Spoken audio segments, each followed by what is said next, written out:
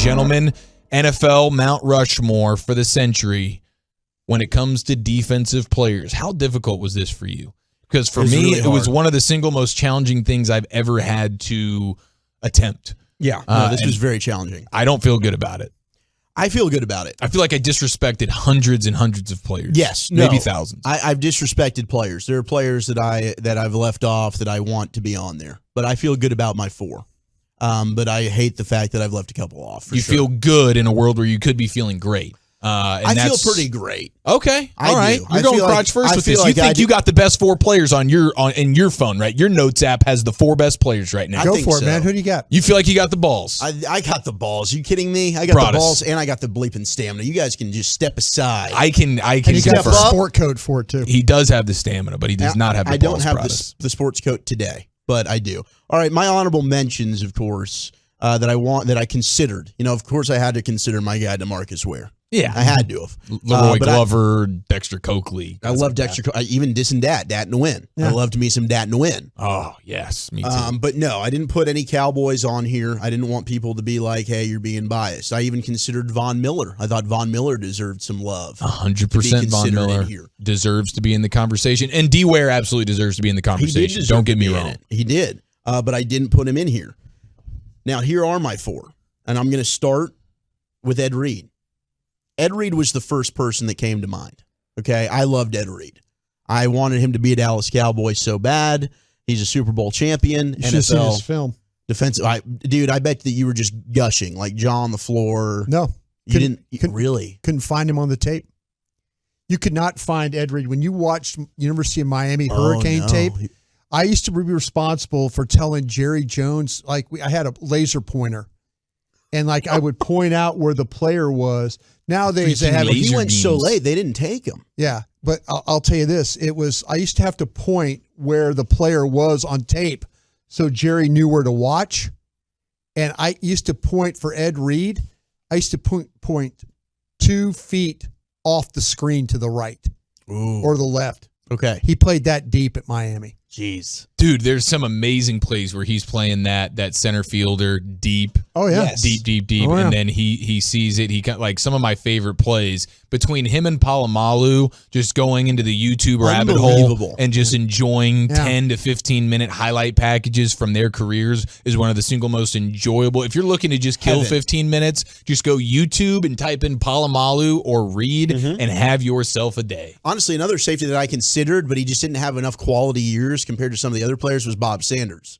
Because the impact that Bob Sanders had on that 06 Colts team, he was out of the lineup, worst run defense in football. In the lineup, helps them tremendously. I remember they were playing that Chiefs team with Larry Johnson in that wild card round in 06. They get Bob Sanders back, Chiefs stink. He completely just transforms their defense. They go on to win the Super Bowl. He would be in the concussion protocol every week. He would be. And that's why I didn't put him on here. But Ed Reed, I think it speaks for himself. I mean, I like that. Ed Reed would be my guy, too. The matchups that he had with Peyton Manning, unbelievable. Okay, this is fun because that means we all have unanimously Ed Reed in our Mount Rushmore. Let's go for it. Yeah, let's go for it. I do also have J.J. Watt.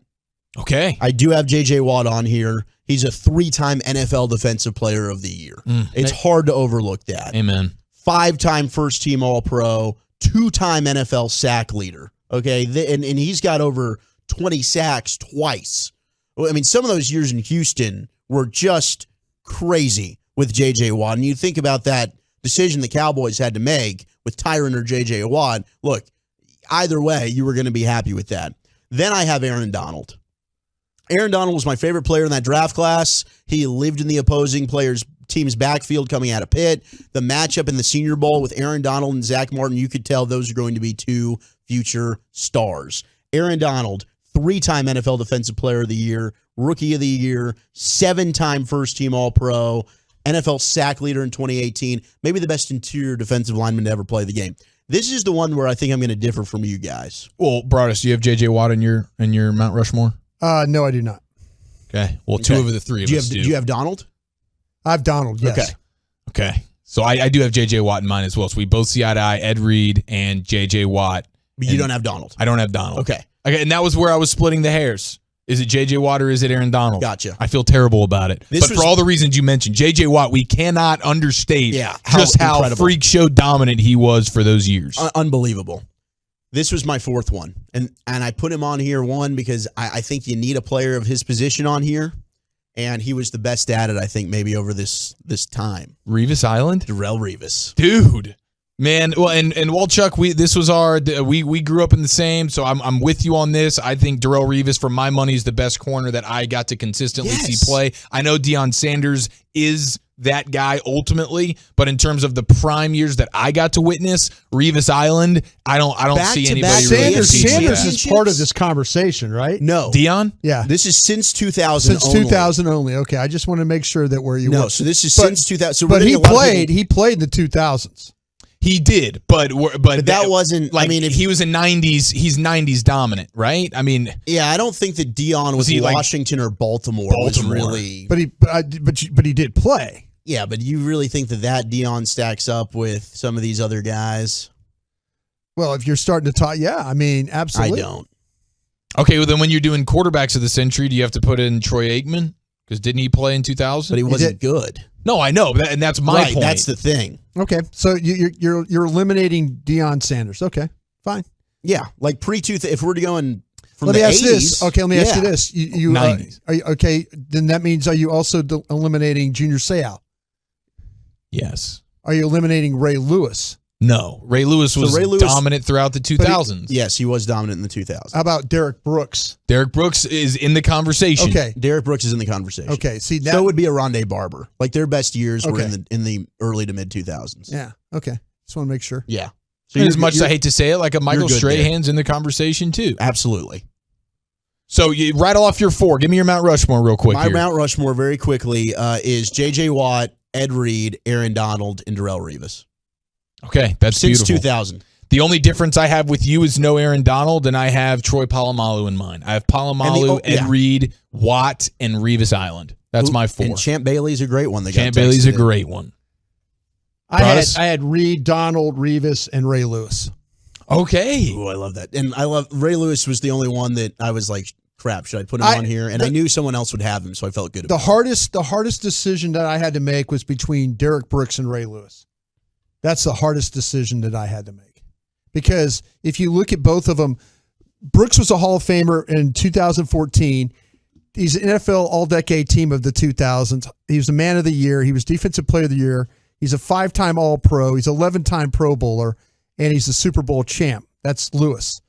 You look at it's going to be Brooks. Lewis is a Hall of Famer in 18, All-Decade Team, 2-time All-NFL Defensive Player of the Year, 7-time All-Pro. He was a 13-time Pro Bowler, 2-time Super Bowl champ, and Super Bowl MVP. Super Bowl MVP is one of those where you're like, gosh. Same with Von Miller. Like, very, very difficult. Very difficult. Yeah. Charles Woodson. Yep, Charles Woodson was in consideration for me. Certainly deserves to be in the conversation. So many great Willis, honorable I mentions. considered. I did from the 214. I considered Patrick Willis. James Harrison getting texted in. Yeah, I could see that. He definitely crossed my mind. And I did not think Richard Sherman was better than Darrelle Revis. No, me neither. Who did they say? Richard Sherman. No. I thought Revis was better than Sherman. Yeah. 100%. Revis was. Guaranteed.